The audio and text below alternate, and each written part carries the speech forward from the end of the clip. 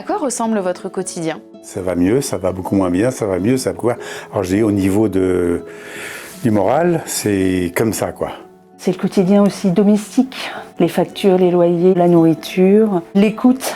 Je suis en super vigilance et je suis également un rempart pour mes enfants. Je suis coordinatrice des soins oncologiques de support. Mon rôle, c'est de faciliter l'accès aux soins oncologiques de support aux patients et à leurs proches aidants. Mon but, c'est de faire en sorte qu'ils aient accès aux soins qui sont à côté des traitements pour que les traitements soient vécus au mieux et limiter l'impact au maximum sur leur qualité de vie. Je suis infirmière en pratique avancée et mon rôle est d'accompagner les patients et leurs proches au début d'un parcours oncologique pour leur proposer un temps de reformulation de leur niveau de compréhension de la maladie, du traitement et les accompagner au quotidien sur la gestion des éventuels effets indésirables.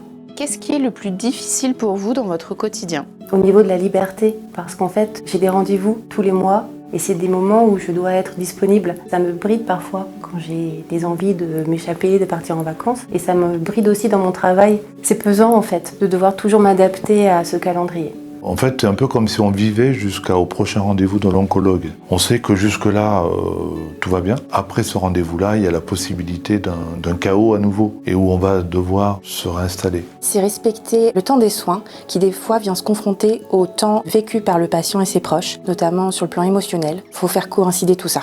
Qu'est-ce qui vous aide le plus au quotidien? J'ai des bonnes infirmières qui m'aident beaucoup, qui sont très proches de moi et ça m'aide vraiment. À mes côtés, j'ai ma nièce qui m'aide à traverser cette période quand même très difficile et à chaque fois, elle vient ici m'accompagner. Déjà à la maison, j'ai 2 complices, mon compagnon et ma fille. Donc avec eux, c'est vrai que c'est difficile d'être morose très longtemps parce qu'ils ont beaucoup d'énergie, beaucoup d'humour et surtout aussi, je suis dans des projets, en fait, dans une dynamique. Ça me stimule, ça me motive, c'est hyper important. Ce qui m'aide, c'est vraiment de pouvoir en parler en fait. De pouvoir dire, voilà, nous ce qu'on vit, c'est ça. Parce que de temps en temps, il faut bien en parler quand même à quelques-uns.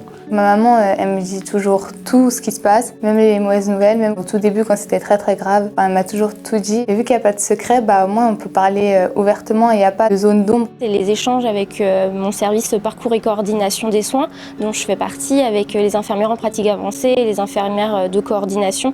De quoi auriez-vous besoin pour vivre les choses plus sereinement? Ces dialogues, peut-être groupes de discussion. C'est pour ça que j'avais pensé avec la Ligue à l'accompagnement On dit pas tout. Je pense que ça peut libérer la parole et libérer la prise de tête. La JPA qui est donnée pour les personnes qui ont des proches qui sont lourdement handicapés, mais moi mon mari est autonome, je n'en ai pas le droit, alors que je sais que dans 6 mois, il sera mort et c'est maintenant que j'ai besoin de m'en occuper, c'est maintenant. Mais j'ai pas le droit. D'oser se parler, d'oser transmettre davantage de ce que l'on ressent pour justement pouvoir aider au mieux et pouvoir mieux comprendre ce que l'on peut derrière apporter ou non en fonction du souhait des patients et des aidants. Un dernier message à faire passer?